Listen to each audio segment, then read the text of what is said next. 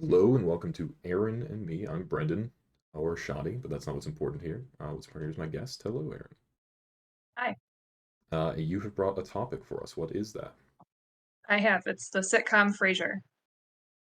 And before we get into it, just to contextualize how we know each other, we didn't go to middle school together. We would have met freshman year, right? In Mhm. Mrs. What's her name's class, English teacher. English class. Yeah, Ms. Benya. and yeah. Yeah. So we've known each other for now 8 years. I guess that would be. Oh Longer no, than longer that. than that. We No, were we we were graduated 14. 8 years ago. Yeah. Yeah. So 12 years Yeah. is how that math works. Yeah, so yeah, we've known each other a while. I have never watched this show, so this isn't a thing we like talked about or mutually did, but you presented it, you said it's your favorite show, right? One of my favorite shows, yeah. Okay. Yeah. And is it a thing you actively watch or is it like a comfort thing that you like put on and just have? So now that I've watched it all the way through, I'll just like put it on like just as a comfort thing, but like I don't put it on in the background, like I still actively watch the episodes. But I had watched the full series during college. So that was the first time I saw it. Okay. So you gave a list of episodes, which I should have had pulled Mhm. up. Um, Oh, I think I still have it. okay. But I watched more than that Cool. as well. So how far did I get? I got to season two, episode seven, alongside the Okay. episodes that you said to watch. So here we have a lot of stuff to cover on it. There's quite a Yeah. bit of episodes in there. So, did you have a particular reason why this is your favorite or one of your favorite shows? Um, so I think so my mom really liked it when I was growing up and I never watched it with her. And then after I finished watching Friends the first time, she was like, try Frasier. And it was like a really different type of show than Friends. So at first I did not like it. But the format of the episodes reminds me a lot of like a comedy play where you have like these little things kind of built throughout and then it all kind of culminates and then like crumbles together and there's a nice like resolution at the end. And I like the little like act breaks with Yeah, the text screens and like their little puns. Um, so just like the format of the episodes, but then also like the way the characters are set up and like the juxtaposition between kind of the two classes of mhm. characters and like the comedy that comes from that is like just unlike kind of what I've seen on like other sitcoms, and I just find it really enjoyable. Yeah. I think the class comedy is the thing that stands out with Frasier in particular. Mhm. And it's nice that it's not like snooty class comedy. Like they are snooty characters, but it is not. Yeah, It is painting them as the negative. It is not painting them yeah, as the they're positive. the joke. Yeah. Which Yeah. is actually another thing that I thought was interesting about this show, as compared to other sitcoms I've watched. I wouldn't say I've watched a lot of sitcoms, but usually there is one joke character in the core group, and most of the jokes are externalized. They create a character to be a joke, and Mhm. then they make fun of that character, which is like a thing. I don't know if you've watched Seinfeld. That's like a big thing with Seinfeld. And people hated the final episode of Seinfeld, which I really like, which is Seinfeld's like getting his big break. He's going to get a TV show. Their plane has to stop in a layover city to refuel or something, and somebody starts getting mugged while Kramer is just randomly recording them walking through the city. And they are making comments about how fat the person getting mugged is. And they are suddenly taken to court for not, there's like a Good Samaritan law in this town where you have to act up if, step up if something's happening. They get taken to court, and everyone through the history of the series is brought as character witnesses to point out how Oh, shitty wow. their behavior has been through the entire series. Um, which people hated, but I think is great because they're terrible people. And I have a note here that like in a lot of sitcoms, the people are terrible, and that's also true of Frasier. Like they're not necessarily great people, but it's to a lesser degree in some cases, although not always entirely to a lesser degree. Think in a lot of the episodes too, like some of those features are brought up to a caricature, but it's not like a constant. So like there are a lot of moments with the characters where they're like at a human level, and normally when one is brought up to like the caricature level of their worst traits, like there's other like realism around it to temper it. Mhm. So I think that's where I like it as well as it's not like there's still a lot of qualities about them that make them seem like normal, well balanced, dynamic people. Yeah, yeah, that certainly helps. Yeah, it's a big thing. And again, I'm not terribly far in the series, um, so I don't know if it's a thing that happens later. But in a lot of sitcoms, characters tend to get uh, flanderized. It's named after the Simpsons character, where they have a a singular or prolific trait that becomes the whole of their identity by the end of the series. Uh, and Friends has There this is bad. Yeah, there is one character that happens to, and I'll save it for later, but like that's kind of like the joke of that character. Okay. Like that it's done in a very intentional way. But is it not done to the core cast? Like the core cast stays sort of consistently Um how they are?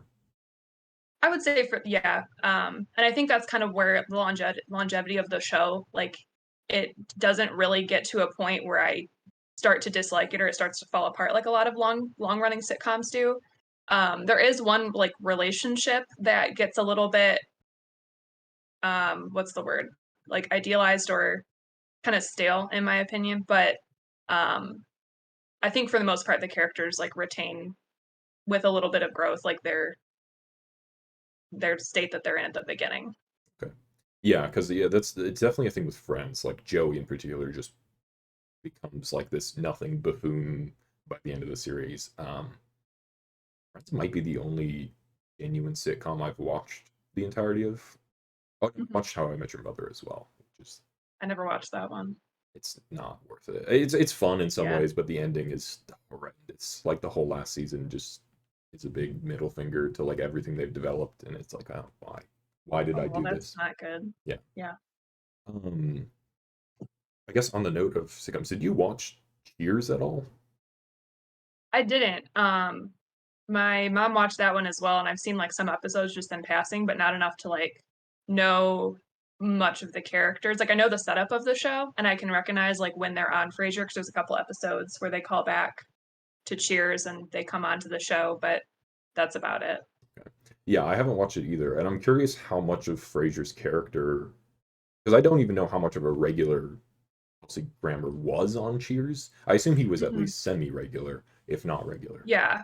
He and then Frasier was married. That's like what prompts Mm, him moving back to Seattle is his divorce. His wife is also a regular at the bar. mm, And I kind of want to watch it because I like the idea of like a central location with a transient like cast that comes in and out, mm. where Cheers is the bar and all these different characters are appearing and you see their lives through this one setting. Like that's intriguing to me, but I've never given it time. Yeah, I don't know if I finish the series, I may go back to Cheers because I am just mostly curious how much Frasier's character maintains whatever they set up in Cheers, like whether he was Yeah. changed for the purpose of his own show. I do think there are moments like where and like I made a note about this too as I was trying to think about like things from the show I wanted to talk about or comment on. Like I think that there's parts of Frasier where Niles is like what Frasier would have been if he'd never gone to Boston. And there's moments where Frasier is a little bit more like his dad or like a normal person than his like brother who is kind of just Frasier without that exposure of like a normal group of friends in like a normal world that's not opera and wine. Yeah, Um, it is sort of a shame that we never meet the mother in the show because like I understand wanting to have like the death of the mother as like a character thing. mhm. The dichotomy between Frasier and Niles and Martin is very interesting, but there's no like there's just offhanded comments that are like they're so much like their mother, but like is their mother snooty? And then the comments are like, no, their mother wasn't snooty. It's like, well, why are they snooty then? Like what happened here that like Yeah. where's the connection here? And you just don't get to see it because the mother is Yeah. not in the show at all. There's some episodes that kind of go into that relationship and who their mom was, like through diaries, like entries or home videos, or someone's car alarm's going off outside. Um, like how their dad sees their mother in them, but then also like these other things that he's like, your mom never had any of that, like pretension and arrogance and whatever. So they do that a little bit outside of like you don't see her, but you have some like glimpses through her memory of how they are who they are. Yeah, in particular, there was an episode in, I don't know if it's the end of season 1 or the start of season 2. They go to a steakhouse and they're sort of turning down their nose at that, and Martin, says like, in you guys are so much like your mother, but also not like she would have never done this. And then he leaves, and they're like, Hmm. well, shit, I guess we should stay Yeah, here and finish this food as sort of yeah, penance. Um, it would just be sort of interesting to meet the mother character in some way to see what happened there. And I guess it's just they wanted the dichotomy of like the snootiness and the everyman, and just like they were like, we don't really care how this connects logically. It's just fine. yeah. I'm gonna make sure it's not my car. It's not my car. Anyways. Um, in the snootiness, I do also have a note here of Uh-huh. one of the episodes you suggested was my coffee with Niles, Hmm. and it's amazing that you don't hate Frasier as a character, because you worked at a coffee shop and he is. I currently do as Oh, well. do you? Okay. So he Yeah, is during the like summer. the worst kind of patron. Yeah, Just like, yeah. you picked this as an episode, and I'm just like, this, you must hate this episode. I felt that it kind of bookended the first season. Like, how does Frasier start? How do we wrap up the first season in a way that reflects on him being back for a year? So, like, having never seen the show, I was like, those feel like two good bookends to like just what's the foundation of this show. But yeah, like Frasier, of all the characters, the character that gets on my nerves the most is Frasier. Like, I love the show, but most of what I love about the show is like the supporting cast, like all the radio station people, Roz, Martin, like Niles is my favorite just because Okay. he's infuriating like Frasier, but like he's just I don't know. Like I feel like you're supposed to get more riled up by who Niles is and like his type of pretension. Whereas like Frasier sometimes has these redeeming moments that I don't find totally redeeming. So of all of them, Frasier is the one that I get most annoyed with most frequently. That makes sense. Yeah, Niles also, he gets like the fun one-liners a lot of the time in the show, which this show Mhm. loves one-liners. There are so many Yeah. one-liners. Um and like like in a lot of comedy shows, one-liners are used to end scenes, and that happens a lot in Frasier, but there's also just like a lot of just in-scene one-liners, just to throw them out there, usually in the like the family interactions. Hmm. But yeah, it was something I noticed in the show more than other shows. Is there's a lot of just like setting up a joke for a one liner and then just moving on and going to Yeah. something else. That's kind of what reminds me of a play about it is like Mhm. kind of these little comedy like interactions in a script in a play because you only have like what 2 hours to make all your jokes and get like the story told also like I feel like that's what the one liners in Frasier Yeah, and it part probably of is what a reminds me of time constraint. comedy.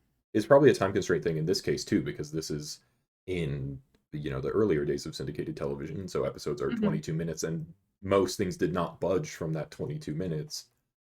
And so episodes do feel quite short um, in this. And like I was doing like very active watching for the episodes you suggested. It was like the only thing I was doing, and then for the rest of the week or whatever it's been, I've been in a trophy league where I'm like very focused on tasks and doing things, and I'm doing both at the same time and still watching the show. And I'd just be like surprised when an episode is over. I'm like, oh, that one's already gone, huh? And just Yeah. it does feel very short. I'm not used to how television used to be anymore. Yeah. But Yeah. it is also nice because it feels like I can sort of sit down and watch an episode without it being a commitment, um, Right. which is an advantage to it. Yeah. I would agree. Um, oh, another thing with this show, and I know it's a thing that Cheers does as well, but I haven't seen it too much in other shows, and I assume it's a budgetary thing, which is sort of characters that only exist verbally from other characters. So like uh, someone on Cheers has a wife that is this, and Maris is this as Yeah. well. But also Frasier, the show, not the character, does it a lot with uh, just miscellaneous characters. Like there are a lot of characters that are brought up and you just don't ever see them because they only exist to like get to the joke or Yeah. to be sort of vehicles for whatever's happening. Like, I don't remember. I don't think you ever see what was her name, Irene, the lady Martin was courting from the telescope conversation. Yeah, I don't think she ever appears. She just exists as a verbal character. yeah. And I wonder if that's just like a budgetary thing that they're like, we just don't want to bring on another actor to pay SAG or whatever it was at the time. Yeah. So the thing with Maris, and she's like one of my favorite characters for this reason, is that initially they intended to cast her, but as they were describing her, It got the worse and worse. descriptions got more and more absurd, and they were like, eventually, we cannot cast this woman. So after the point that they kind of resigned Maris to be this off-screen entity, like the descriptions of her appearance and her nature and her behavior get so much more absurd. And that's like one of my favorite parts of the show, like the Voyage of the Damned, where you see just her shadow behind Mhm. the shower curtain. Like that's all you ever see of her, because as the show goes on, she gets more like pale and thin and like sickly and aggressive and so they did intend to have an actress portray her, but then after a point they were like, there's no person that we can like that will once you see her the jokes kind of fall. Yeah. So It like even by season two where I'm at, it's already like this woman should be dead. They've said mhm. seriously and genuinely that she cannot produce saliva, which like Niles says Yeah. offhand, and somebody like looks at Niles, and Fraser's like, "Well, yeah, no, she can't." And it's like, what? What do you mean this Like lady the can't produce saliva? and like the fact that they all like all the people that know her are just like, oh yeah, that makes sense. Like when Roz looks through the keyhole of the bathroom on the cruise ship and she's like, oh, there's a hat rack, and Yeah, Martin has this like knowing look to Frasier, like he knows exactly who yeah, that is. That's his daughter-in-law. yeah. Um, yeah. It is. I think it is a good choice to have the off-screen character, especially if you're going to play up the comedic effect of the hmm descriptions of the character. But it's just like this woman is a corpse. Like this is not Yeah, a living person even in years. And I guess it's nice to have that sort of absurdity and for it to be okay within the universe of the show. yeah, Because otherwise you could go too far the other way and have it be like a very serious thing and that would affect the world in a negative way. So I guess the yeah, choice to go more comedic does open you up to more fun stuff like that. yeah. And I think it's interesting, like later on in the show, there will be a period of time where like Niles and Maris are separated and then working towards a divorce. And like seeing that whole thing from just the one point of view of Niles and like seeing how that like affects him and like just not having the both sides. It's interesting. Like in another show, you might have sympathy and interaction with the other character. Mm. Like I just feel like that story is not that it's better. It's just like it was interesting to watch that unravel through just the one character. Yeah. I noticed you picked very, and I guess it is probably because he is your favorite character. You picked very Niles arc focused episodes. Yeah. Like the episodes you picked, we had the list was the opening episode, obviously.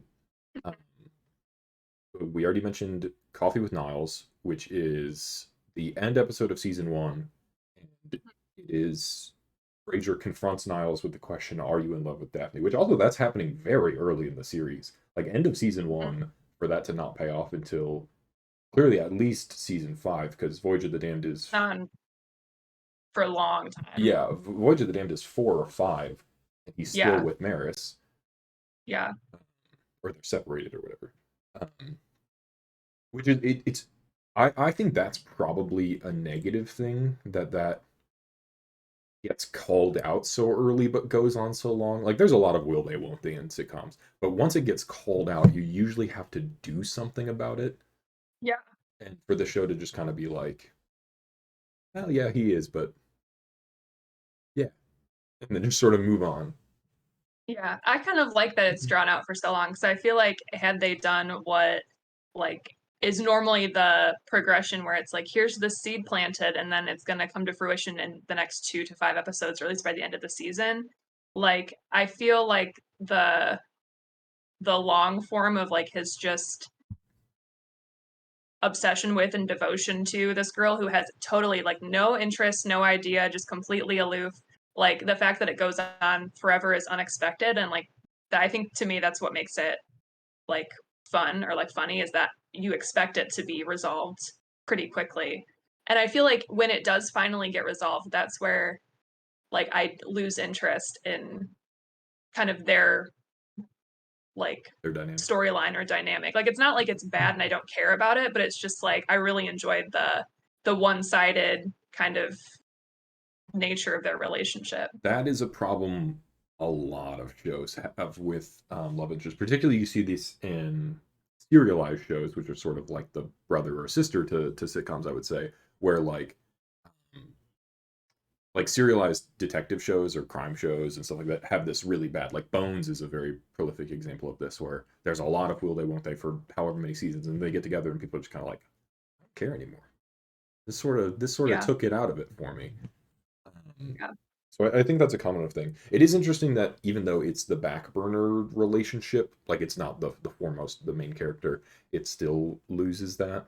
But it is also it is part of the comedy. Like whenever Niles is around in the apartment, it is a factor that he is into Daphne and she is Yeah. unaware, and that is there would be a notable absence, I guess, when they do finally get together.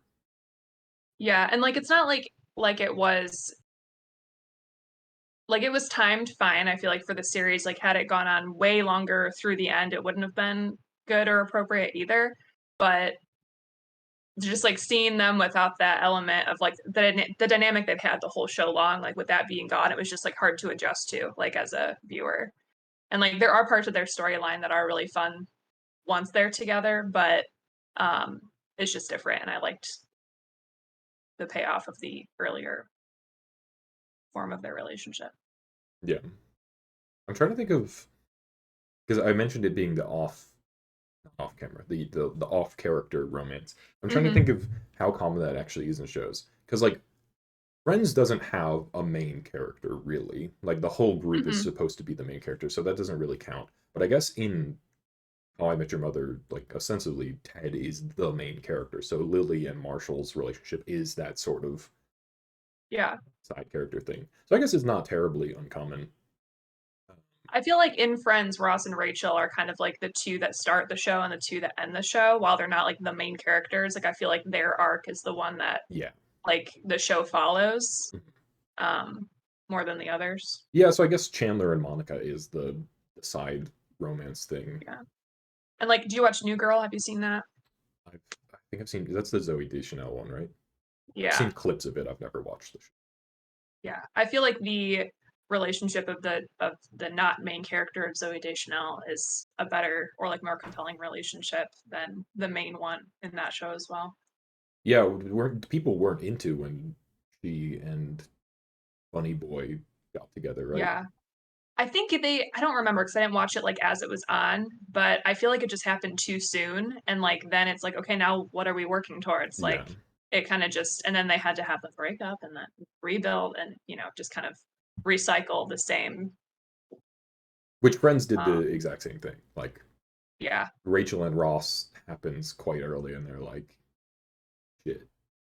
yeah. Now what do we do? Yeah. Um. Yeah. It probably does work better. I mean, I don't know if Frasier has a long arc romance later that he's off or anything, but it probably does work better to have it be the side character.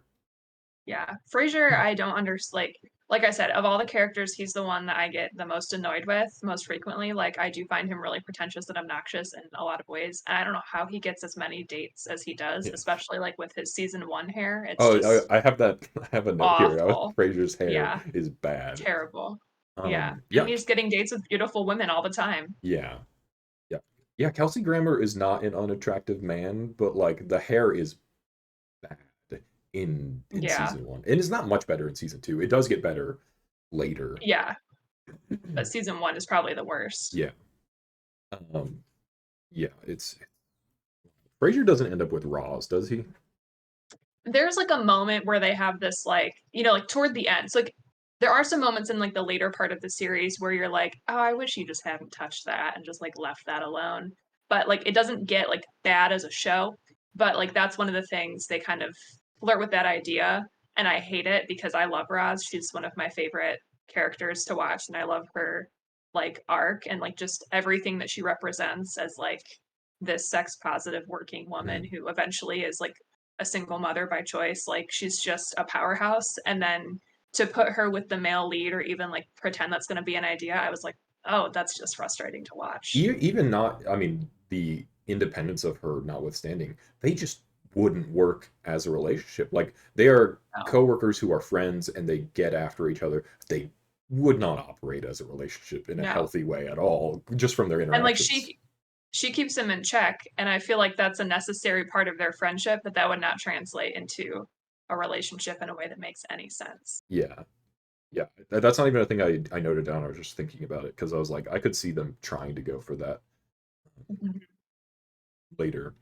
I wonder if any part of that was a planned thing because a lot of like serialized shows will have a sort of arcing plan Mhm. that they want to get to eventually, and then as things change, they'll either force their show to adapt to their original vision, which isn't always great, or they will pivot and just throw away whatever they had. Like that was the problem with Yeah. How I Met Your Mother's final season as well, is like they had a plan for what they wanted at the end, and all the things that developed, they were just like, no, it has to go the way we planned. Um, and two characters that like basically had throughout the course of the series had been shown how incompatible they were with one another. They're like, these two end up together. Why have you done Yeah. this? It's like that '70s show. Didn't they do that with what's her name? Jackie. Did you ever watch that show? Yeah, I've watched a bit. Yeah, Jackie ends up with Fez. yeah, Which is so random. I feel like that has never like there was never any setup for that the whole show long, and then it's like this is the resolution. Like yeah, why? yeah. It's a weird situation, and like it's a thing people do a lot with like they'll just throw out natural characterization that develops. I understand like you have a vision, but also like these are real people playing a character, and some chemistry is going to develop better just in the way that the stories happen and the character or the actors play off of one another. Um, Yeah. which was another problem with like the Harry Potter movies, right? People got upset that like Hermione and Ron sort of kept getting pushed together despite the fact that like things weren't going well ever. Mm-mm. There's no chemistry. Yeah, That's same with Daniel Radcliffe and Bonnie Wright. Is it Bonnie Wright? What or is that yeah, a different Bonnie something? Bonnie But Wright, I yeah, believe. they had no chemistry. Well, that's Like also weird because it's like his best friend's little sister that he never interacts yeah. with, like except for And like Ginny in the movie was not given any time right. to like really become her own character in general, which is a whole separate Yeah, avenue. she just sort of stood in the But yeah, background. super awkward just to watch on screen. I'm like, mm, Yeah, but that's what they'll do. In How I Met Your Mother's case, they had the like the serial womanizer character, and he develops sort of really well and ends up with Robin, and then they're like together and they're getting married, and he's sort of reined in by her, and then they're like, well, because Robin has to end up with Ted, they get divorced, and Ted goes running back to her, and now they're together. Why are you ignoring all the work you did to like create this nice arc for a character because you want yeah, one specific thing? yeah, yeah. I don't know if Roz and Frasier were like planned ever, but I think it might have been like we're reaching the end of the series. Could this be a thing that works? And then it was like, nope, that pull it Yeah, back. It doesn't that work. doesn't work. It's not good. You mentioned her being a single mother. I did note Yeah, down her pregnancy, which is it is one thing that is also a failing of planned out shows like this that are controlled by a studio in some capacity, which is that I don't remember if it was 4 or 5 when she gets pregnant. It happened in it's mentioned in one of the episodes that you gave me. It's in yeah. Halloween. I think Halloween. Yeah, it might be season 5. Uh, yeah. When it happens isn't really important. But what is important is you gave me another episode from the same season, which is Voyage of the Damned, I believe. Mhm. And that episode fell after Halloween, and Roz is drinking on the ship. Mm. Oh, I didn't realize that. So it was planned that that episode be before, but the studio was like, well, this should go this way and moved things around Oh. because you, in a serialized show, you plan your individual episodes how you want, and then they can get shuffled around. Um, Oh, I never caught that. yeah, so it happens. It happens quite a bit in shows like this, and I think pregnancy is the big example that people catch. Is like a character gets pregnant and then is drinking 2 episodes later because things got shuffled around in the season. Yeah, yeah. I feel like I was like when that happened, like the first time like that part of the show was like, oh, Ross is gonna have a baby. It's like, oh, this is the normal progression for a female character. Like she's done this much of the show, now she's gonna have a baby and she's gonna be a mother. And I like while that's kind of disappointing that that happens to way too many like female characters as like a plot point. I really like in Frasier like how motherhood is kind of just like an addition to Roz's character versus like a total rewrite of Roz's Yeah. character. Like she's still Roz, she's still a businesswoman, she's still like going on dates and being herself, but she like also now is being a single parent and raising a baby. Like I kind of like how that, while I don't know if I love that that happened for her, like I like that it didn't totally rewrite who she is in the world of all these people. Yeah, that's good. Yeah, because that's another thing that can happen with the flanderization I mentioned is just like someone becomes a parent and then they exist to be a parent and then Yeah, that is it for them. Um, yeah. Another character note I have here is just Gil is terrible. Who? Gil, Gil Oh, Chesterton. I know it's very much the point of his character that he's terrible, but he is too terrible for me, and I hate every time yeah. he's on screen. Um, I did like Insufferable. him in the ham radio episode. He's just relentless, Yeah, like with his "I'm gonna do this my way," which I feel like while he is terrible and hard to watch, like Frasier's doing the same thing, like "I'm gonna do this my way," but right. like when Gil does it, it kind of it's insufferable, and I think it like it's kind of funny to watch them go head to head Well, when it's they're on in interesting too. separate Like ways. Frasier wants to get his way, but he's not because ham radio's the, the the radio serial episode, right? Where Yeah, they're the doing, Nightmare in yeah. one. Yeah, so Frasier wants to have things his way, obviously, and he wants to play the character. But as things quickly become unsalvageable, Frasier is still pivoting with what needs to be done to get the Yeah, show on the road, and Gil is like actively derailing it. Like he's like, "I'm yeah, going to do my speech. Damn your radio play!" Like, yeah. and they end up with And I like like 22 Niles minutes or something. his step in at the end where he's just like, "I've got 5 balloons left or however many, like, we're gonna just put this to bed." Yeah, it just kills off all the characters on the radio. Yeah. Um, yeah, the episodes you picked were fun. They were very Niles focused, I think, mostly in his Mhm. arc.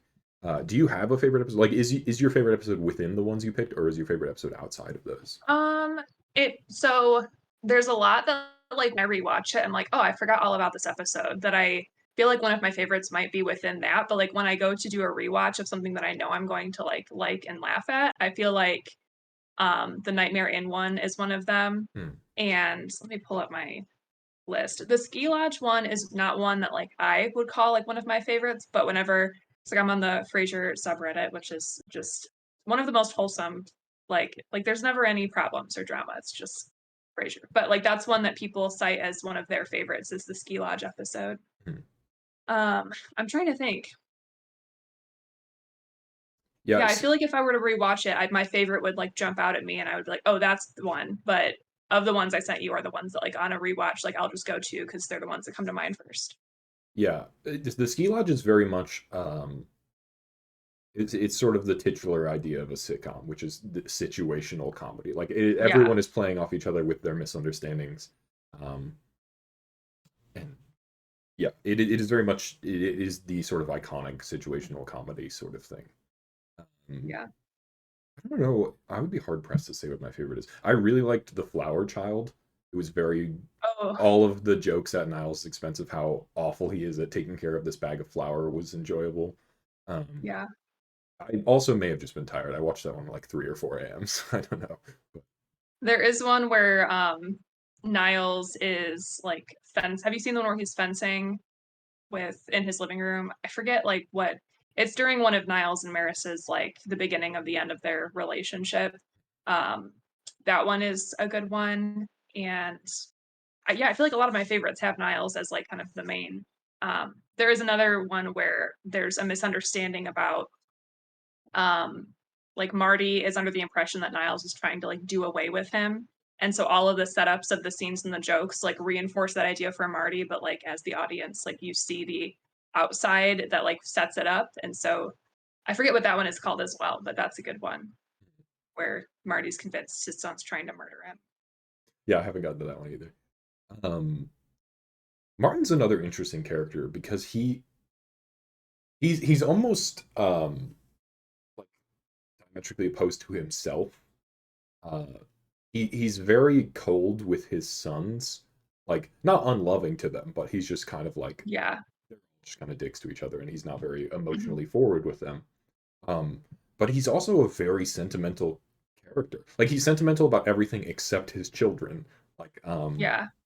I, when I one episode I just watched was Frasier wants to replace his chair because it's old and falling apart, and Martin gets this speech about like I want the chair where I watched whatever team win a game. I want the chair where I fell asleep and your mom would wake me up with a kiss and take me to bed. And like he has this whole Mhm. speech about how this chair has all of his important life moments and he wants his chair back. It's like, oh, that's very sentimental about your chair.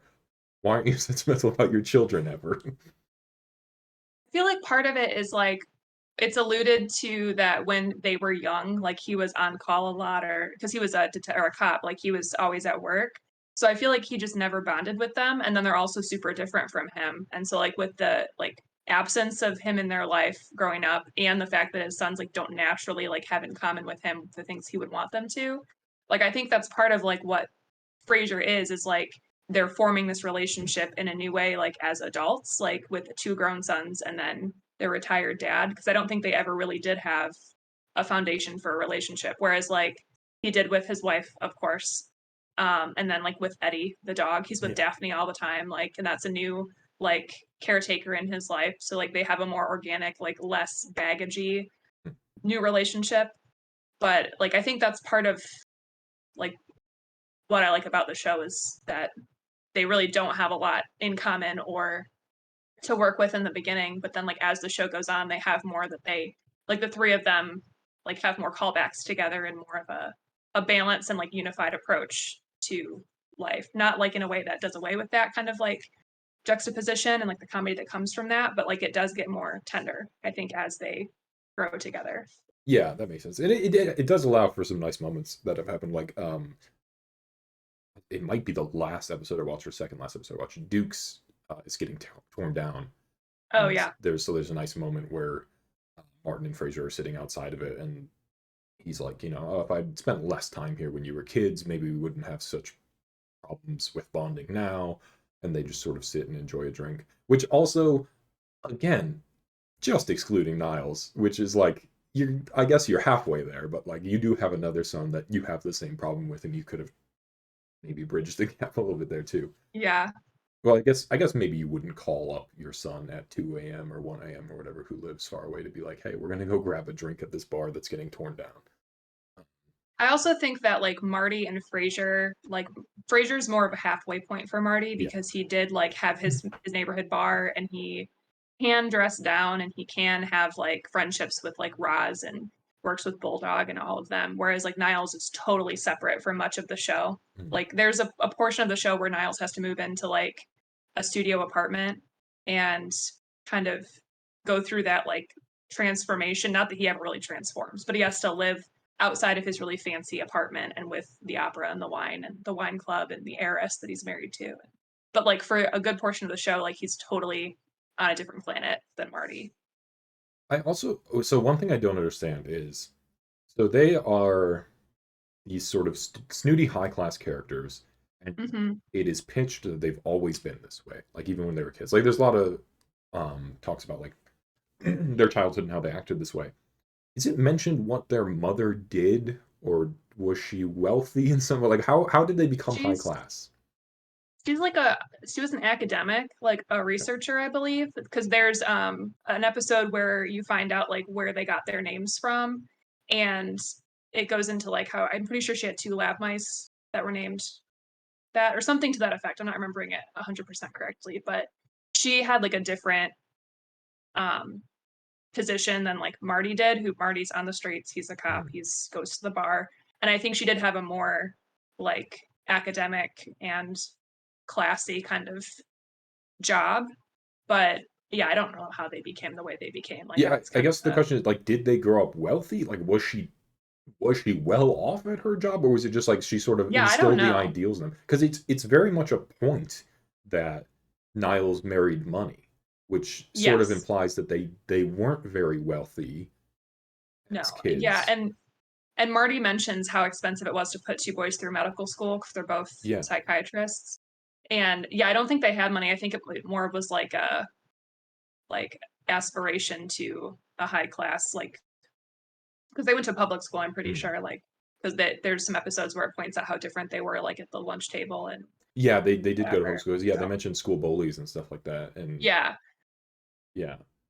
Um, Yeah, so they're even worse as people then. They were like snooty high class people who like weren't even high class. I mean, I guess it's not better to be high class and be snooty, but also it's just like this fake yeah, they class. aspired to be like exclusionary and Yeah, yeah, yeah, that's weird. Um, and so I guess it just gets realized for Niles. Um, and I guess yeah, Frasier comes by it honestly, I suppose, since he has a successful job and then radio, but he's also yeah. not wealthy. Like, I'm also confused about how he can afford that apartment. It's like because it's a. Have you seen the episode Daphne's Room yet? no, I think that's soon Okay, though. there. Yeah, that's another one that's like just got the classic recipe of a sitcom, but you see like more of the apartment. So they have like that living room with the front hall bathroom and then the kitchen, like stage for a grand piano where it Yeah. goes up and then a balcony. Then you have Frasier's bedroom and bathroom. Marty has his own bathroom, and then Daphne has her own room and bathroom. So it's this massive sprawling apartment, like with a view of like the Seattle skyline. And he's like a radio personality. But Roz has a studio apartment. Like she doesn't make nearly as much. And then his coworkers, like they aren't living like the same high life as he is. Like Bulldog wears normal jeans and t-shirts and like for his successful sports show. So like I don't understand how Frasier has as much money as he does. Like Niles, he has the heiress, so that makes sense. But I like watch that and I'm like, how does this work out? Like who's writing your paycheck? Yeah, I guess you're just supposed to believe he has decent money left over from a relatively successful practice. But like also like they mentioned the settlement, he lost half his money to Lilith in the divorce and stuff, and just like he can't have that Yeah. much money saved up. But that's another very common sitcom trope is like Yeah. the characters, because they need a large stage for playing off of stuff, like characters live well outside their means. Yeah. And he spends part of his time on the show unemployed for a period, like when the station goes through different management. And it's like, how does this work out? I'm just so, and they still can do things for most of the show, like Sherry and Yeah. music and art and fine dining, and which I am trying Sherry for the first time because I was like, I've never actually tried Sherry. That's like one of the things on the show they drink all the time. So Derek went out and bought 2 bottles of Sherry to try. Yeah, I've never had sherry either. It's interesting. It's have you ever had brandy? Yes. So it's like it reminds me of brandy, but it's also like this one is really raisiny and it's like dark. Like Yeah, I was gonna it's say I didn't think sherry was that dark. yeah. The other one might not be this dark, but this is the one we're trying. I also have my KACL AM talk radio t-shirt on that I got. Yeah, I briefly, because again I'm watching the show late at night a lot of the time. When the first time that spiel happened, he's like KACL 780 AM. I was like, Yep. wait, there's no 780 time. I was like, what is happening here? And I was like, oh, AM radio, like that's Yeah. the channel or something. Uh, Yeah. yeah, it threw me for a loop for a second because it's like I thought they were saying 7 and 80 minutes. I was like, what the fuck? Yeah. It's not making me. Have you caught any like of the celebrity call-ins, any familiar voices that call into the show? I don't think so. That's another thing about the show that's really fun if you can catch them. Like most of the call-ins are like that you would know the name of. Like Laura Dern has called into the show. Hmm. Um, I'm trying to think of other like I just love her, so she's the one that comes to mind. But I would be each able to, season, if I saw Laura Dern, I'd be able to pick her out. I don't know if I'd pick out Laura Dern's yeah, voice. okay. At the end of each season, during like the credits for like the end of the season, they'll usually roll like who has called in that season. Um, if I can find a list of just like big names: Macaulay Culkin, John Lithgow, um, Reba McEntire, John Cusack, a whole bunch of just people who were active in Hollywood at the time. Those are the guest callers for the show. Like I don't think it's very common that they'll have just kind of a random Huh. person call in to be the voice. Like most of the time, it's somebody that you might recognize if you were familiar with that person's work, Macaulay which is Culkin kind of would still fun. be a kid at this point, right? Yeah, I think he was. When did Macaulay Culkin call So I in? do remember a kid calling in and saying, "I'm getting bullied at school. What do you recommend I do?" And Fraser's like, "Oh, they're just Mhm. jealous of your intellect, and soon you'll see that you're better for it." And the kid's like, "With all due respect, that's crap. Isn't it the kind of shit you peddle to Yeah, people or whatever?" That's the I only guess he kid call I called in remember. season two. It looks like end of season two. Oh, okay, So at he the would have very still beginning. been a kid, yeah, Yeah, 1994. But yeah, yeah, that's interesting. Um, it seems expensive though, unless people are just doing it yeah, for the love of the show. But at or that yeah, early, there's no way that people are doing it for the love of the show yet. right. It is kind of a fun Easter egg, and I think that probably as the show went on, like after it got established, like this is the thing that we do. Like we have the celebrity call-ins. Like maybe that was kind of more of a like a thing that people did just for the fun of it. Yeah, But it was like fairly successful, I think, early on for a spinoff because you like knew who Frasier was from Cheers, so it's not like it's building from nothing. yeah. I'm pretty sure Cheers And was like a juggernaut at this point, and so yeah, it probably there are a couple spinoffs, right, from Cheers. Isn't Wings related, or is it just the maybe. same? Yeah, I don't watch them. Yeah, I don't know. I never watched Cheers or any of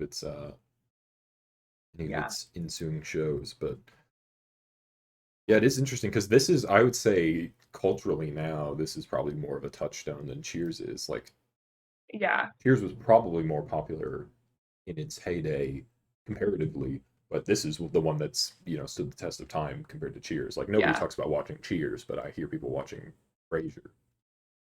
And I think like hearing my mom talk, she watched both like as they were on TV. Like I think with Frasier, like at the time it came on, and then at the time that reruns like were happening in daytime TV, like it just at a time was more accessible for people to like get on the bandwagon for. I don't know if that's accurate. That's just my mom's hot take, but she felt the same way that like Frasier is more of a lasting like if she's gonna go rewatch a show, Frasier is one that will pull her attention before Cheers, even though she watched and enjoyed both. Yeah, interesting. Um, Also on the note of the age of the show or the time it was airing, um, Mhm. I haven't noticed any yet, but I was wondering if throughout the course of the series there's any episodes or premises or comments that are sort of out of touch with reality as it is now. Most definitely. There's like a lot where like the joke of the whole episode has not aged at all. Like you cannot like it's not funny anymore. I'm trying to think of like the most common kind of tropes that would have been like a joke at the time for a sitcom. I want to say there is one about like there's one where Frasier is like misinterpreting a relationship where he thinks they're just really good buddies, but the man is like falling in love with Frasier. Like that, having like a gay man be the butt of the joke didn't age well at all. Okay, so Um, actually, if this is the episode I'm thinking of, I think that was actually done okay. I is just that the one I with Patrick Stewart? no, so maybe it's not the one I'm thinking Am I? Maybe I'm thinking of a different of. one. The one I'm thinking of is Um, his new station manager. Uh, a new station manager gets hired who is gay, but Frasier doesn't know that, and Frasier is trying to set him up with Daphne, and mm, so he invites him over to dinner to his house, but doesn't mention anyone else being there. So the station manager thinks he's inviting him to dinner for him on a date. mm, He goes to Roz and he's like, "Wow, news travels fast around here. You tell one person you're gay, and everybody knows all of a sudden." And Roz is just sort of like, "Yeah, fuck you, Frasier. This is gonna be funny." And then he comes over. There's a whole back and forth with obviously situational joke moments of like saying something that could be misconstrued and not knowing. yeah. But at the end of the episode, it's not like Frasier doesn't get offended that the man thought he was gay. Like the man isn't really played for laughs, other than the situation they're in. It was just sort of like, Mhm. "I'm gay. Oh, you're not gay," and then he's just sort of like, "So your dad's not gay, but Niles," and he's like, "No." It's like oh, and then they Yeah. just sort of part ways. Yeah. Yeah. That one I don't remember as being like poorly done at all, but I think so this one is later in the series, it's season 11, so it's, like, right toward the end. Oh, Lionel's here. And I feel like it's more of, like, the relationship or the perceived relationship is, like, the butt of the joke in a way Mm, where I'm like, I just feel like that's not really like, the jokes aren't really, like, landing for me, because I just don't think that today the jokes are as funny as they probably were in the early 2000s or the late 90s. And there's, like, a couple with, like, race kind of as, like, a caricature, like, just in the way that I think it's one of the new station managers. Like, I just feel like it's the way that Frasier is dealing with this new station manager. A lot of her personality is like a joke to him because she's a black woman, mhm. and like that didn't age well. I think for the most part, though, there's less of that in Frasier than I've seen in some other sitcoms, or maybe it's just like on par or not more. Mhm. But there are definitely some where it's like, well, that didn't, doesn't work today, but it evidently worked in the 90s. So. Yeah. Yeah, that was the thing I was concerned about when that episode was starting, Hmm. because I was very much like, "Oh, this could go poorly." But, like, yeah, no nobody in the show is at all concerned that he is gay. Daphne is frustrated because he's a handsome man, and she thought he was there to see her, and then Yeah, Martin and Niles are busting out laughing, but it's just because of the situation Frasier finds himself in. yeah.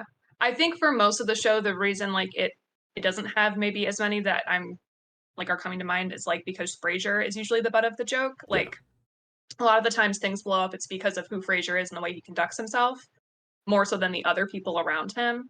Um, I don't know if maybe that's why, but I think that that's kind of how probably I does felt. help. Yeah. Um, like in Friends, I feel like the way that they did, um, what's Ross's ex-wife's name? Emily? Erin? Well, that's one of his ex-wives. He has how many? Four. Yeah. Um, Susan is his ex-wife's new wife.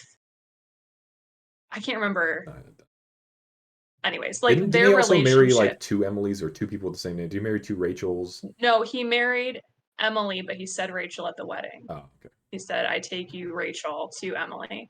But um, anyways, like his first wife leaves him for a woman, and like I feel like for a little bit, like that's the joke is like that they're lesbians, but I feel like for most of the show, they're actually like treated with Mhm. respect, and like the joke is that Ross is a hot mess and not Yeah. that their relationship is funny. So I think that that's similar with Frasier, where like Frasier's a hot mess. That's why the whole situation is devolving, not because of these other people. And like Ross, same thing. Like I hate Ross, so watching the situation devolve because of his choices and the way he conducts himself is like that's the part that makes it all come together, not because of other people. Yeah. Ross is the worst character in that show, and he doesn't get enough shit. The fact that like Joey is always the butt of the joke, like then they don't lay into Ross for his bullshit. I mean, Monica does because they're siblings, but Yeah, everyone needs to give Ross more shit in that show, and it just doesn't happen. I had someone tell me like in real life, like that because I hate Ross, I don't understand what Friends really is. Like, I don't get the show because Ross is the best character. And I'm like, you as another woman, like, I just don't understand like where you're coming from because he's so like possessive. He's a misogynist. He's like pretentious. He's an asshole. So I'm like, I don't get like what I'm missing here that makes him the best character. But I just don't understand. I feel like he needs all the shit because he's just the worst.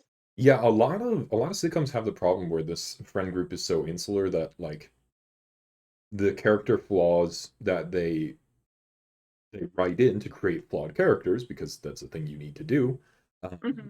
the insular friend group doesn't do anything to check them on their shit. How I Met Your Mother has this problem enormously. Like Ted is horrendously bad about relationships and his pursuit of women and stuff. Not in a sleazy way, although Barney is in the show. But Ted is just Hmm. like has these unrealistic expectations and like tells a woman that he loves her after 20 minutes and is like this oppressive presence in the dating scene essentially. And it's just sort of like the friends laugh about it and they're just like, that's Ted. And like from viewer perspective, you're supposed to, I think, note that as a character flaw, but also because it's happening in show, when people watch the show, they're just like, that's Ted. Like, Yeah. your characters can be flawed, and also you can check them on their flaws. Like that's okay to do. Um, I think that's what's fun about like Roz and Marty, like with Frasier, yeah, like because they'll check him like in the canon of the show, like yeah, that was out of line or that was stupid or whatever. yeah. I think that is it is definitely a good aspect about the show. Um, uh, and yeah, I think it works, and it's beneficial to have that string because you do run into that a lot with sitcoms where it's just like this character has run rampant and is now its identity eternally through the course of the show and will remain Yeah, so. Like yeah, with Friends and How I Met Your Mother. yeah. Another thing I was curious about, it hasn't happened yet. Well, it has maybe happened, but I won't know for sure. Are there characters that were planned as one-off things that then became series regulars? I feel like Gil is maybe that. That's a good question. I don't know. Um, Because I mean, you've mentioned there's sort of a Possible? revolving door of station managers. Yeah. Do they eventually I'm land on a trying to station manager, or does that stay a revolving door position?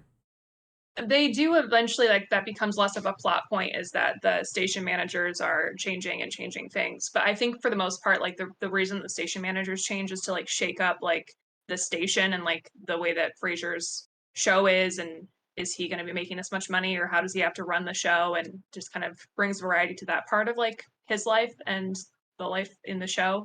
Um I want to say there's maybe some girlfriends that I don't know if they were planned to stick around or planned to leave, but like Niles eventually will date someone after he obviously is separated from Maris.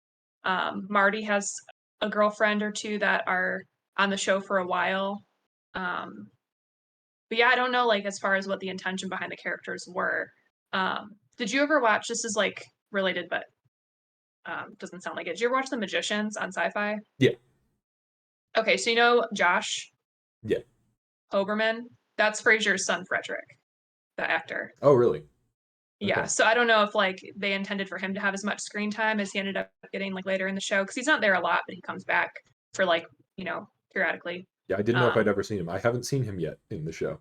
yeah, so keep your eye out. That's little baby Josh Hoberman. Okay. Um, but yeah, I don't know like as far as like what the show is intending. Like the one like little nugget I know and like is that they intended originally to cast Maris and then didn't and then made her like this runner. But yeah, that's a good question. Yeah. Yeah, I think that that's a good opposite point is like deciding not to have that character. Um, because yeah, it is a thing that happens in shows. Like It I don't know is if Friends intended for what's the coffee guy's name? Gunther? Gunther. Hold on one second. What'd you say? Sure. Yeah, I don't know There's if in Gunther case it was is. intended to be a series eternal character, but he's like always Mm-hmm. the coffee shop guy. But actually, the waitress at the coffee shop in Frasier so far has been a consistent lady as well. I don't Mm-hmm. know if she ever I becomes a do, character. yeah. I know during casting, part of the like inception of Niles' character is that he looked like a young Kelsey Grammer. So they're like, what if we give this guy a brother? And he wasn't intentionally like right off the bat, he wasn't going to be like a character in the show. But then when they saw David Hyde Pierce, they were like, they could be brothers. And then that's kind of how that arc came to be, which I think is like, I mean, obviously I'm partial because I love Niles and I love Maris and their whole dynamic. Like, I think that that is like a lot of the meat of the show is what Niles brings to the table. Mhm. So, but if you look at pictures of like young Kelsey Grammer, like they do look really similar. So that kind of is what inspired that. As far as I know, I mean that might be an urban legend, but that's what I've read. Is Kelsey Grammer much older than David Hyde Pierce? Um, I don't Because like know. I figure um, Kelsey Grammer's in his like 30s at this. Kelsey Grammer is 67 now, and David Hyde Pierce is 63. So they're pretty Okay, close in age. yeah, I feel like Niles looks much younger, but he that could does. be because of the haircut that Frasier Yeah, has. the haircut is It's not doing him possible. any favors. No. Um, yeah, Kelsey Grammer was 38 when Frasier began airing. Yeah.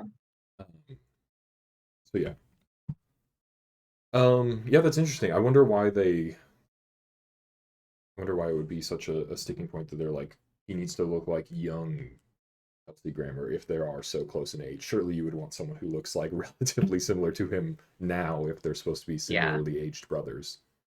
I think they were just, like, struck by, like, "Oh my gosh, his face is really similar to how Kelsey Grammer looked on Cheers," like, maybe they could be related more Yeah, so than an intention of, like, finding someone who looked like a younger version. makes sense. 'Cause they don't Um, I wouldn't say they look super related no, in the first season even, but I think that they were, like, Kelsey Grammer 10 years ago looks like this guy does now. What if we do something with that? makes sense. I have a note here and I don't know what it was referring to anymore. Okay. It says Daphne seems to hate him, which it must be referring to Niles. And it must be a question of like, how did Mm, these people end up together if she is so indifferent to him? As I watched more, she definitely is warmer to him than the first yeah. impression. I think she, like I feel like maybe what was happening is, like, they were going to do the, like, arc where it's, like, one of these characters hates the other, and then there's a romance from that because that's a really popular, like, trope, but eventually she kind of has this, like, you know, indifference or, like, you're a little brother or, like, like, a brother to me type of relationship with him, which I think is funnier and better for the rather than she hates him and he loves her and that Yeah, nonsense. it pretty quickly slipped into sort of she is just unaware of his feelings, and I think that was better than just the sort of general indifference to him that it Yeah, seemed to be in the beginning. yeah. Yeah, so yeah, I can definitely see how they become a relationship now. But yeah, I think Mhm. that must have been I don't I that probably wouldn't have been during The Good Son when I wrote that down. What was the second episode Mm. you told me to watch? Ham Radio? Maybe it was during Ham Radio?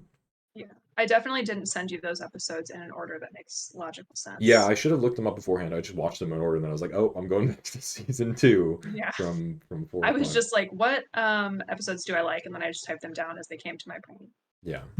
Oh, I guess I haven't said the full list of episodes. So Good Son, Ham Radio, Voyage of the Damned, Coffee with Niles, Halloween, Three Valentines, and the Ski Lodge. So we mentioned almost all of them. We didn't mention Three Valentines. Yeah.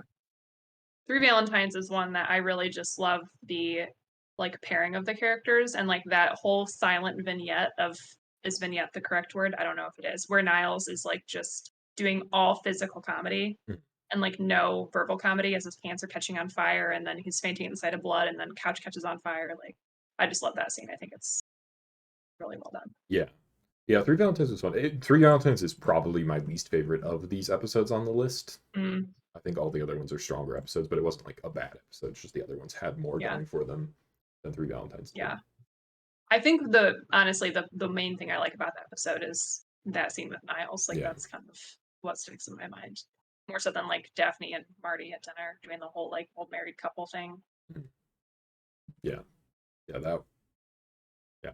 It's weird how much they don't actually do it, but there's been a lot of mentions of like brushing up against Daphne and Martin in some sort of relationship. Oh, yeah.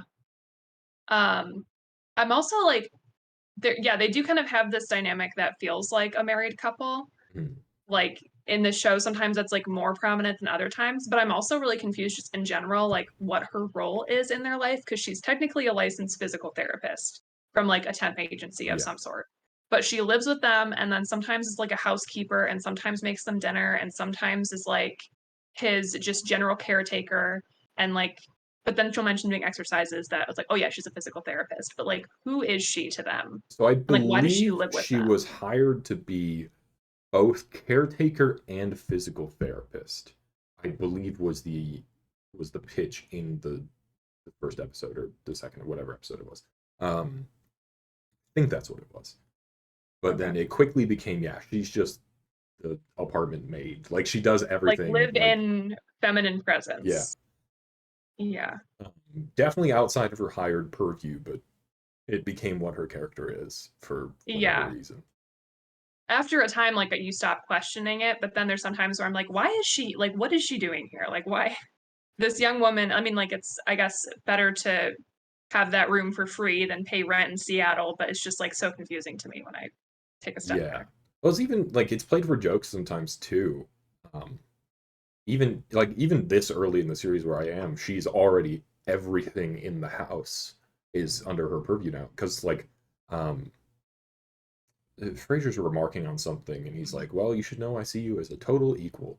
And then either the phone rings or someone knocks at the door, and Frasier sits down and opens a newspaper, and like whatever noise it was continues, and he sort of looks over to her. And he's like, "Daphne."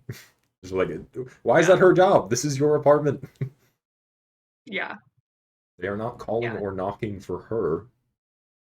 Daphne's room, that episode kind of also highlights like they kind of see her as like what's the word? Like it basically is talking about Daphne's privacy and why she wants privacy and why it's like her room and they can't go into it. And there's this whole drama about all these people like going into her room whenever they please. That continues to unfold in situational comedy style, where then they get stuck in the room and she's coming back and it's been misconstrued. But that kind of touches on like her living arrangements and like just how I feel like how bizarre they are. Like I don't know. I just Yeah. like you're living with the person you're hired to take care of, but like full time. Like you see each other for breakfast, lunch, and dinner. You're there for holidays. Like it's just strange.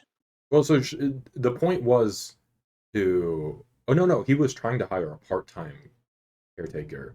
The temp Hmm. agency posted it as a full-time position, and then when she got there, she's like, "I don't have living arrangements. This is supposed to be a full-time thing." And Yeah, Martin's like, "Well, we have that other room."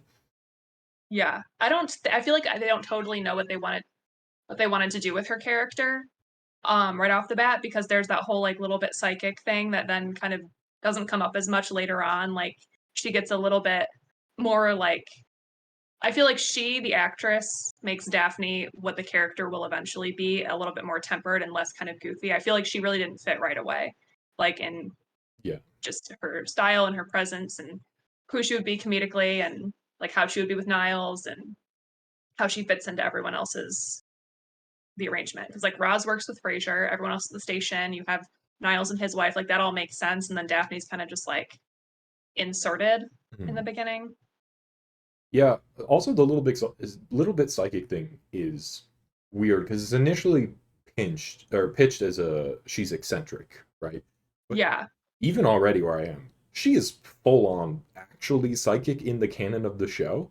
Like there are real examples that they don't see as characters, but you see as the audience.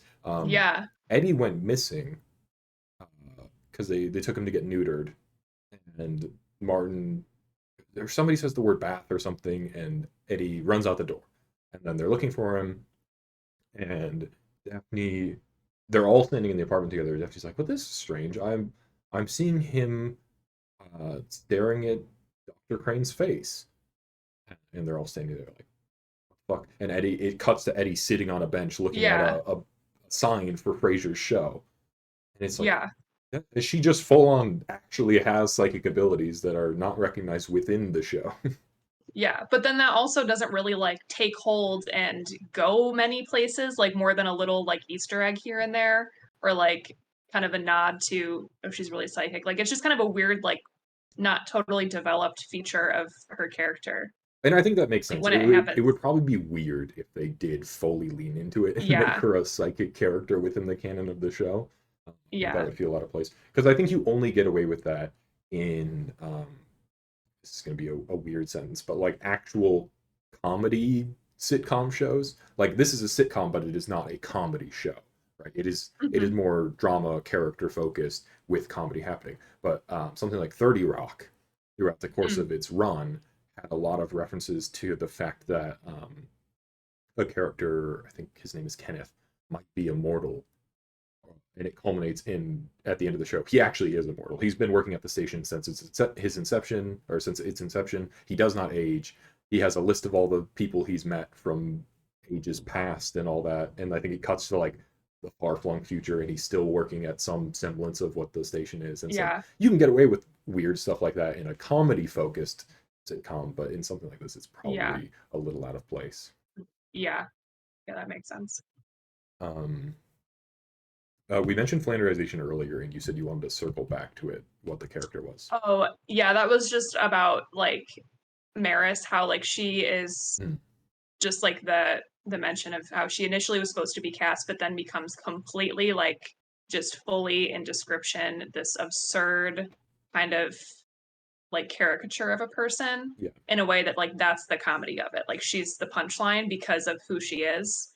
But like in a way that isn't like I feel like after they decided not to cast her, that becomes an intentional kind of like let's yeah, punch up all these jokes more so than like a default of the show going on too long and her just kind of falling into this rut because like she doesn't exist. Like that they take her to this next level like for the purpose of we never put her on the show. She was never cast, so we can just make her this ridiculous entity. yeah. And that's interesting too because it does counteract what I just said about Daphne's psychic abilities. But I think that does work, even though it strays too far into the realm of absurd, to the point that like this woman could not exist as she is, but and yet it works in Yeah. the show. Um, And I think like there is like with the fact that you never see her, like there is this room to kind of assume that a lot of the characters are being a little bit hyperbolic because she's not like this actual like there's an episode where Niles gets a greyhound and Frasier's like that looks just like Maris, like put a little pillbox hat on top of her head and they put a little like hat and Niles has this moment of like, oh my God, that's uncanny. But like because you never see her, like you can kind of reserve, it still can fit into this like real world show premise because there's a chance that there's some hyperbole yeah, going on. yeah. I don't. There are things in the show that stray to the realm of the absurd, and I think that one just doesn't bother me. Um, Hmm. we've mentioned Frasier's many successes at relationships, despite his character flaws and his appearance and everything. Um, in particular, the an episode I watched where he's going out to get clothes. I think they were going to buy clothes for Martin. Frasier tagged along and was maybe going to get clothes for himself. There's a woman working there who is 22 or something, and they strike up a conversation about psychology because she's taking psych courses and she's like fascinated by Frasier and wants to date him. And he's concerned he's going through a midlife crisis, so he doesn't want to get into this relationship. And then he eventually Yeah. changes his mind and goes back to her. And she's like, "Oh, well, I think I'm just like casting off father issues I have onto you." And it's like, what is happening here? This is not a Yeah. realistic conversation. Nobody self-diagnoses and realizes they have paternal issues in the span of Yeah. a week and realize that's why they wanted to pursue a relationship. Like you would get into a Yeah. relationship, it would go poorly, and you'd realize why you did what you did. You wouldn't just self-diagnose and like fix the problem. And so it was like this Yeah. weird situation where like would she actually go for this guy, and also a weird situation of like now she's not going for this guy for the right reasons, but also nothing ever happened and he's going for her now for the right or wrong reasons depending on where you land on the is he having a midlife crisis thing. Yeah. A lot of his relationships, like the moments where he's like dating women, are kind of where it gets a little bit like in the realm of like this would never happen because like there's a lot where like something is unraveling and she's completely aloof to the situation and he's like doing all these things to kind of like patch what is unraveling around them, whether it's like they're going away for the weekend or he's cooking dinner or they're trying to hook up or something, and just like the fact that all of this is happening in the background and she's just completely unaware. Like multiple of his girlfriends are in the situation and it's like that would never, like no one is that detached from the real world they're in, like that you would not notice all these things happening around you. But like for comedy's sake, like that's what happens. But a lot of his dating, I'm like, oh, doesn't make sense.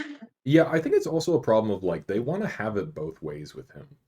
They want him to be this very successful eligible bachelor, but they also want to play off him as being unsuccessful in his love life. So like Yeah. the ski lodge is this. He's interested in Daphne's friend whose name I don't recall, and he's pursuant of her, and she has absolutely zero interest in him at all as even just a person to talk to. Um, Hmm. and then like there's the young woman at the clothing store I just mentioned, but also just like uh, a Calder calls in and he's like, I don't want to commit to my girlfriend because someone better might come along. He's like, you need to break up with her. And then she comes barreling into the station to yell at him, and they immediately start this romance and Hmm. seem to have a seemingly successful small relationship that then ends Yeah. in tragedy. But like it's like what you're playing him both ways. You're like he has no luck in love, but also he has seemingly all of this charm and can have successful relationships. and Yeah. it'll change episode to episode because he'll be like, yeah, just like there's like an episode where he's commiserating with Daphne how sad he is, and how their love lives are bad, and who has the worst love life, and it's like it's Daphne. We have seen you date multiple people already at this point. Yeah. Like I agree. I feel like sometimes he has like this really easy charm and like he does well for himself, but then at other times like he's just such a bumbling idiot. Like and it just there's some inconsistency for sure in like how he is with women in a way that's not just like, oh, it's going well and I'm self-sabotaging. It's like you said, episode to episode, he's kind of presented differently in these different relationships and situations. Yeah, there are times where they'll treat it like he cannot get a date, and it's like no, he has multiple times, and we see it. Yeah. Yeah, it's very strange, and I don't know. I guess it's probably a problem that happens in sitcoms. It just feels very pronounced in like Whiplash in this show because it's happening so quickly. Like I'm not terribly far in the show, and it's already very back and forth on this point, and I don't Mhm. know if they'll land somewhere eventually and mellow out, but Yeah. they haven't yet. I feel like my impression of like where they end up landing is that he has the ability to start something off like in the initial presentation of himself, but then he inevitably has some type of self-sabotaging like element, whether he is self-doubting or playing into like concerns about infidelity, and then he ends up destroying the whole thing in one way or another. And it's, I guess, in my memory, like it becomes more consistent in that way where like it's going good and then he ruins it and it's going great and then he ruins it. And like he makes choices that ruin something that if he had just like been the way he was from the start, it would be fine. Yeah, and Um I think that's a logical place to go because the two most notable relationships that he has sort of had on screen um, do follow that You pattern. ever open that other bottle to try? sure. Uh, Sorry, yeah, what'd you say? the two relationships that have happened on screen do follow that pattern. So there's Yeah. the woman who came to the station, which I mentioned, and that relationship gets ruined because he feels guilty that the caller now wants her back, and he thinks they need to break up, despite the fact that he thought their relationship was unhealthy. And then the other relationship is um, a woman who is a model bids on him for a date, and they meet up, and she's like, "Oh, I'm sorry, I got a last minute job. I need to go do something. Can you watch my daughter?" And then after that, my friend who is working the job will take her, and then we can have our date. Um, and he listens to the daughter talk, and the daughter tells him all these horrible experiences with her mother and how she doesn't care and stuff. And then she shows up and he confronts her, and she's like, Yeah. "All of that is lies. We are done Yeah. here." Which also, like, why are you upset at this man for wanting to defend your daughter? Like, sure, he's wrong, and he could have maybe done it a Right. bit kinder, but he is also trying to help this child that he thinks is in a problematic situation. Also, I would argue that the child is perceptive and that it is problematic that this boyfriend your mom just met, like you're leaving your kid with him for a period of time, like, Right, and that you don't know this man. Like the kid is fairly perceptive in that that is a problem. yeah, Like, that is, but that's apparently the only problematic thing she has done. Like, yeah, um, and like, yeah, they go through the list, and it's like none of this is true. And it's like, well, if you do care about your daughter, surely some part of you must feel touched that this man took charge of your daughter seriously enough to be put out that he thought all of these things were yeah, happening. yeah. I would think as a I feel single like, parent, that's something you would look for in a potential suitor. yeah. I feel like that forays into like a lot more realism than what a sitcom is willing to Yeah. travel down. Like it unpacks a whole like relationship dimension that probably doesn't do well for a 22-minute comedy. Yeah, it was just interesting because it's like they could have turned. I mean, I guess they just wanted the one-off joke, but like that could have turned into a relationship of just like, oh, I'm glad you defended my daughter. Like maybe be less of a dick about confronting me about it, but like I'm glad you care Yeah, enough to do something. It's just like, nope, goodbye forever. yeah. Um, yeah, yeah. I don't think I've seen any more concrete relationships other than Lilith did show up for an episode, and I they really like Lilith's character. yeah, I've seen her before in something, and I didn't look up what it was. And I feel like she also played a sort of cold character in whatever I saw her in. Yeah. I just like love how like she's another one that kind of feels a little bit like a caricature. Like she's Mm. named after what, the demon or, Yeah, first wife of Adam, that like, she's just such the a vicious, seducer of like Adam. Yeah, yeah, like, conception for a character, and, like, she's so severe in, like, her cheekbones, and her hair, and the way she talks, and, like, really clipped, like, I just find whenever she's on screen, like, it's really satisfying to me, I don't know why, like, she's just so cutting, yeah, she's great. and it's like it's a different flavor than everybody else that's kind of been established on the show. It's also it's very it's another interesting thing where Frasier will sometimes have these moments of like I think it was mentioned that she's seeing someone new or something, and Frasier is like, "Well, I fell in love with her. Is it so inconceivable, Dad, that someone else might?" And he's like, "Yeah." And then also some other times Frasier's just like, "Yeah, she's fucking stone cold. What a It's bitch." evil, Yeah. yeah, yeah. Like Frasier hasn't made up his mind about his ex-wife, which I actually think is probably a very realistic thing. There would be mixed feelings in a relationship you were in for years and have a child with, and also has ended poorly. Mhm. But yeah, I no, I think it's think she's funny great. too, like, meeting Lilith and then hearing about Maris and thinking about, like, Marty's 2 daughter-in-laws, or at one time were his daughter-in-laws, like, are 2 of the most, like, just ridiculous people Yeah, and, like, vicious people that you could, like, see your sons ending up with, like, I just think that's funny, and the way that Niles has such a poor opinion of Lilith and Frasier has such a poor opinion of Maris, and, like, they both chose women for themselves yeah. that are, like, terrible, like, it's just interesting to me the way that that all Well, got set it's up. interesting. Everyone except the husband has a poor opinion of the wife. Like nobody Yeah, likes either of them. Like Marty hates yeah. both of them. Um, I don't know if Daphne meets Maris. I don't remember if she makes offhanded comments about Maris. I feel like for the most part, her comments are just, like, um, kind of indifferent in the way, like, that's Niles' wife or Mrs. Crane, and it's I feel like she's not really got a strong opinion for a good part of the show. Yeah. And it kind of views their divorce as, like, that must be so hard for Niles, and she doesn't really know Maris like Marty and Frasier do. Whereas Roz is more quick to make, like, other cutting jokes. That's because Roz and Niles don't get along, so I think that's where that comes from. Yeah. Yeah, the it's also it's interesting. Like Maris is such a character, and so is Lilith. But Lilith also exists as a person, like has a job and as is an As a entity. mother, Yeah, yeah, wants to be a good mother, and is seemingly is being a good mother to Frederick, at least insofar as yeah, I've heard from comments on the show.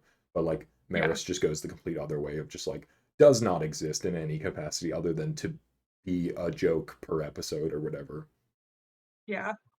and like the never-ending That's run of interesting. excuses of why Maris can't show up to something. Yeah, Usually, just like it is almost to the level of psychiatrists making fun of someone for having like debilitating social anxiety or something in that capacity. Because usually the reason that derails her is like um, there are times where they're like they mention she like looked in a mirror or something. It's like, oh, does she have yeah. like debilitating like self-image issues that you are mocking or something?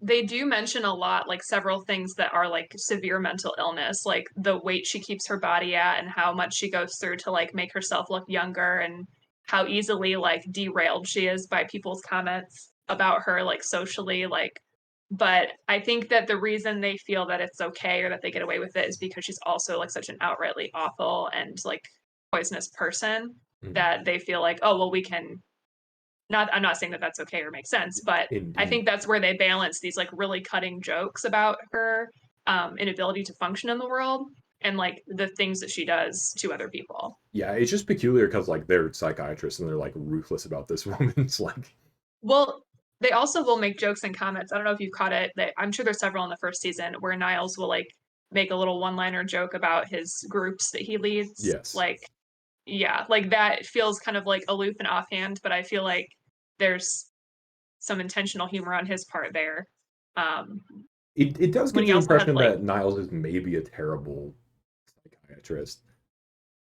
'Cause, like, they do go later, they go into, like, their respective, like, angles of practice as psychiatrists, when Niles goes I think there's an arc where Niles and Frasier are practicing at the same time, and it goes into, like, their successes and, like, where they don't agree with each other's approaches and whatever. yeah, it's just like because Niles gets the one-off jokes, like um, in relation to Maris and his groups, like it just paints him as like a very poor psychiatrist because like he's mocking his Mhm. wife's mental illnesses, and then also the groups are always like, again, it's supposed to be like a one-off joke, but he is essentially doing to these groups what their problem is. Like there's like Yeah. the fear of intimacy group. He's like, oh, they were getting too close. Um, Or the name tags group for the multiple personality disorder. He's like, it takes her to fill out all the name yeah, tags. um, Yeah. yeah, it's very strange. And another thing related to their practices that I noticed, I don't know if they wanted to make jokes and they didn't care about consistency in this, but the the uh the episode I mentioned with the lady working at the clothing shop, um, Frasier says something like, "Oh, I used to be Freudian, but now I'm a Jungian psychiatrist. I guess because I'm just so young at heart." And Hmm. that is played for a joke. And then just a few episodes later, Frasier gets sick, and Niles needs to take over his radio show. And one of the things he says to the audience is, "You will note, while my brother is Freudian, I am a Jungian psychiatrist, so there would be no blaming of mother today." It's like, which is it? Is there any consistency in this, or did they just do it for the Yeah. joke? I think ultimately what it is like, let's dig into the jokes we can make with psychiatry and psychology as the background. And like the writers are just pulling out, like, I don't think there's any intention behind, like, okay, what is Fraser's approach in practice and what is his philosophy informed by and what's his background? And okay, put on the show Bible and what's Niles. I think it is just like sitcom. What are like psychiatry jokes we can lay here? And I think it's interesting too, like with like what you said about Niles being kind of flippant towards his um like clients, or is that what they're called, clients or patients, Patience, I I don't know. guess. Yeah, like he paints himself as a like a more legit Yeah, psychiatrist than Frasier because he has a practice and he has private clients, but like I would argue that Frasier's having at times more like intimate and honest conversations on his radio show. I mean, obviously, at times it's a disaster, and he's giving terrible advice, and like yeah, that's the joke for the episode. But I think sometimes like he has more heart in it, even if it derails along the way, than Niles is portrayed to with his legitimate practice. yeah. They definitely paint Niles as like not giving a fuck. I don't remember what the one-liner joke was, but it might have been the fear of abandonment group or something, um, where it was just like, "Well, what about when I filled in for you when you were sick at your fear of abandonment group?" He's like, "I wasn't sick. I just didn't want to see them," or something to that effect. It's like I know. I know Yeah. it is a sitcom, but like the inconsistencies in how they are painted is something that sticks out to me. Um, Hmm. Especially when it is like the core conceit of their character. Like Niles is very proud of how legitimate he sees himself as a psychiatrist, but like how can you see yourself as legit when you like you acknowledge to your brother that you are doing these things and sometimes mocking patients and stuff, and like it's not even just like they are giving him the joke and he doesn't realize he's not being legit. Like sometimes it is Yeah. acknowledged in show that he is doing these things and he's still just like, Yeah. "You're the fake psychiatrist. You have a radio show." Yeah. I think there is like a good portion of like later seasons where Niles has this like necessary like being pushed off his high horse because of the divorce, and he's losing his money and he's living in the studio apartment, and his like his practice isn't enough to keep his like funds coming in, and then he like is also going from this kind of haughty character that would never realistically be happy with Daphne because she's different in a Yeah. lot of ways, to like evolving into someone that could genuinely have a good relationship with her. And so like there's tweaking of his character that has to happen for like that resolution to make sense. And I think that he becomes more endearing, and I don't know if it becomes more consistent, but I think that that's where like a lot of the heart of his character is, at least in for me, like in my opinion. Like um, he does go through, I think, what Frasier went through prior to the show in Boston, where he's becoming more humanized and less isolated. And Mhm. Yeah, that I makes don't know what the sense. other word I'm looking for is. Because like right now, him and Daphne, like while he's like enamored with her, it doesn't make any sense Right. because she's more like Marty and Roz, where she's just like she goes to her own pub Mhm. and she plays pool, and she has like friends that are not like Niles and Frasier's friends, and like they would never have a realistic relationship where they're in the show right now where you're at. But like something has to change for them to eventually make sense as a couple. Yeah. Yeah, that's fair. And I think I will continue watching the show, so I'll probably have more opinions later on Hmm. as things develop. But yeah, it's definitely Niles is the strangest opposition to how he is presented and the things he says and does. Hmm. Probably. Yeah. I don't have any more notes here. I don't know if you have more things you wanted to discuss. Um, You I said you don't had think so. something. Let me pull up my.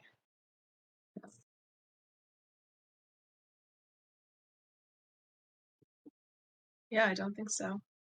Okay, we can end it here. It's been a good hour and a half, which is Yeah, the average length of these, seemingly. So thanks for coming on. Um, yeah. Thanks for having me. yeah, it was fun. It was fun watching the show and talking about it.